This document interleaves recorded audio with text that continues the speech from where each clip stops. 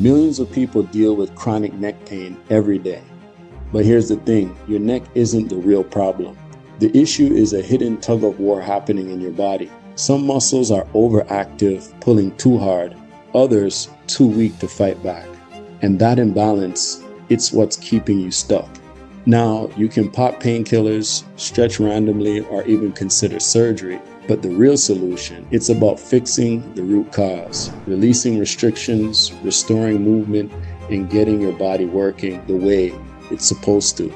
I've treated thousands of people, and I found these techniques that I'm going to show you in this video to be the most effective. 7 out of 10 people I treat say that they've never had these muscles worked on properly or at all. Here's what's really going on. You've got bullies and underdogs in your body, kind of like a playground. The bullies, muscles like the trapezius, scalenes, levator scapula, SCM, and pecs, are constantly overworking, pulling you into bad posture and locking your neck into pain. Then there are the underdogs, the rhomboids, the lower traps, the deep neck flexors, and serratus anterior. They should be holding everything in balance, but they're too weak to fight back. The result, upper cross syndrome, or tech neck, limited movement, nerve compression, pain. Ever felt like no matter how much you stretch, your muscles stay tight? That's because you're not addressing the fascia. Fascia is like a spider web that surrounds and connects everything. Muscles, bones, nerves, even organs. It's the glue that holds your body together. When it's healthy, it moves like a silk sheet, smooth, flexible, effortless. But when it's tight, it acts more like shrink wrap, locking down movement, restricting blood flow, and keeping you stuck in pain. If the fascia is locked up, your muscles can't move properly. You need to release the fascia first, then reset the muscles so your body can move the way it's supposed to. And that's exactly what I'm going to do today. Free the fascia, unlock the muscles, and restore movement. Phase 1, dynamic release technique for the traps and scalenes. These muscles stay locked up from stress, bad posture, and even poor breathing patterns.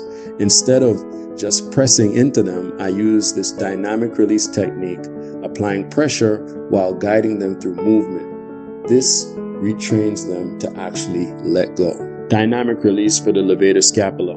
Most people try to stretch it, but here's the problem. You can't stretch a muscle that's glued down by tight fascia. That's why I use a combination of deep manual release techniques and movement to free it up the right way. Suboccipital release, the key to neck mobility. These tiny muscles at the base of your skull do more than you think.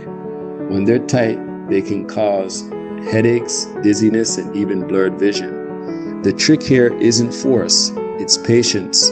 I use slow, myofascial release to let these muscles reset naturally, rather than trying to force them open. Phase 2, SCM, myofascial release, and trigger point therapy. The SCM, this muscle is a sneaky troublemaker. It's responsible for jaw pain, headaches, and even vertigo. I use a gliding myofascial release to open it up, then apply trigger point therapy to shut down pain referring knots. I go in with friction therapy to break up adhesions. These small but powerful muscles get locked up from bad breathing patterns. Phase 3, restoring full body balance, supraspinatus release, and trap reset. Supraspinatus is a hidden problem area. Tightness here limits your shoulder mobility and feeds tension into your neck.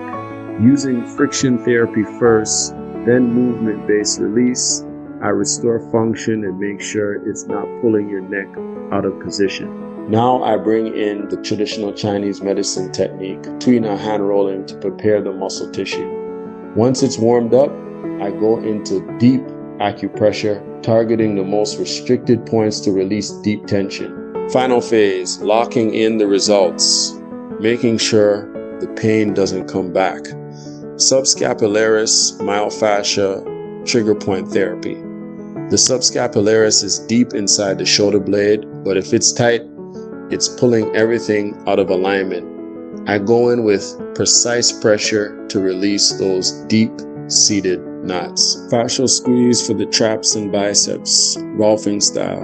This is where I use fascial squeeze technique. Think of it like wringing out a wet rag. This releases deep tension in the traps and biceps, making sure every last restriction is addressed. Dynamic release for the triceps and forearm muscles.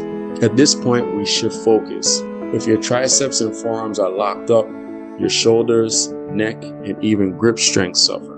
Most people don't realize how tight these areas get from repetitive use, typing, lifting, driving. This tension pulls up the shoulders, creating restrictions further up the chain. By using dynamic release, I break up fascial restrictions in the forearm extensors and flexors, ensuring the whole kinetic chain moves freely. Final myofascial squeeze and reassessment. Reassessing the traps, suboccipitals, and key tension points to confirm that everything has fully released. This is where the small details matter. If there still is restrictions in specific areas, I address it before we finish, making sure no restrictions remain. Think of it like fine-tuning an instrument. We don't just loosen everything, we get everything moving correctly. Finally, we finish with the subclavius and pecs, two muscles that when tight pull your posture forward and undo all the work we just did. If you've got rounded shoulders or a tight chest, it's because these muscles are locked short. And if they're not released, everything we just corrected, it gets pulled right back out of position. I go in with deep myofascial release and movement-based work, ensuring that when we're done, your chest is open, your shoulders are back, and your neck stays in alignment. In this sequence, we're not just treating pain, we're rewiring movement patterns for long-term relief.